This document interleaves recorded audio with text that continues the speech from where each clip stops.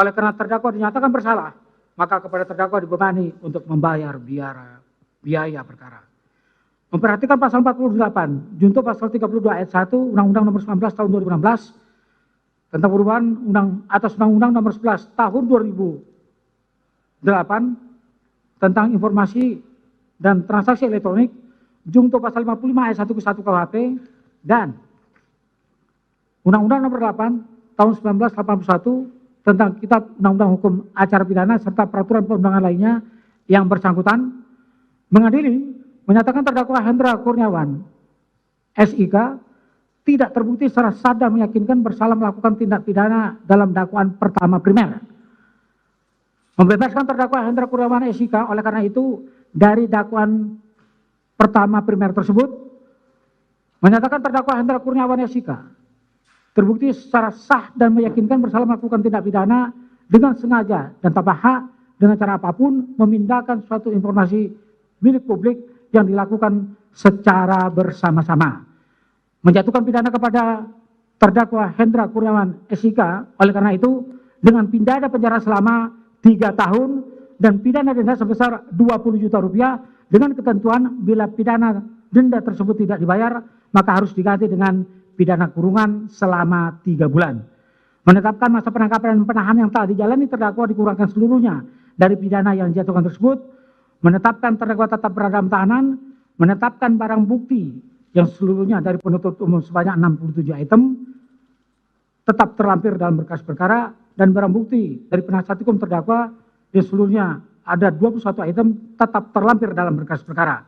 Membebankan biaya perkara kepada ia terdakwa sebesar Rp5.000.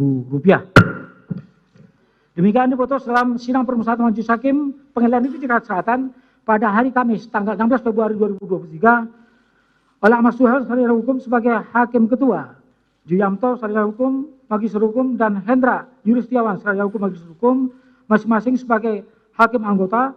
Putusan mana diucapkan dalam sidang terbuka untuk umum pada hari Senin tanggal 27 Februari 2023 oleh hakim ketua tersebut dengan didampingi para hakim anggota tersebut dibantu oleh Saripudin sarjana hukum dan Matius Buntu Situru sarjana hukum panitera pengganti pada pengadilan negeri tersebut serta dihadiri oleh Sahnan Tanjung BCSH dan kawan-kawan penuntut umum pada Kejaksaan Negeri Jakarta Selatan dan di hadapan terdakwa yang didampingi oleh para penasihat hukumnya.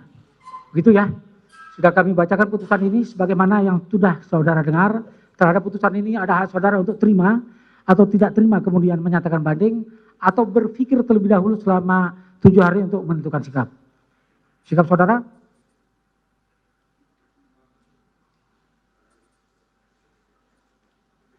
Pikir-pikir. Demikian juga penuntut umum. Begitu ya.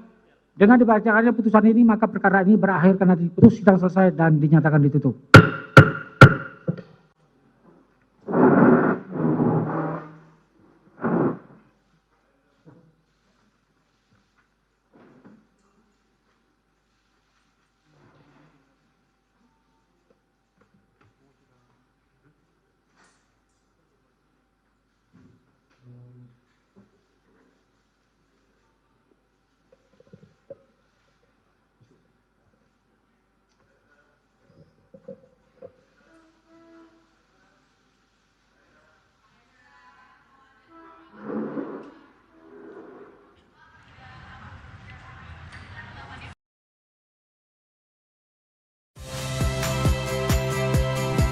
Saya Rahmat Ibrahim.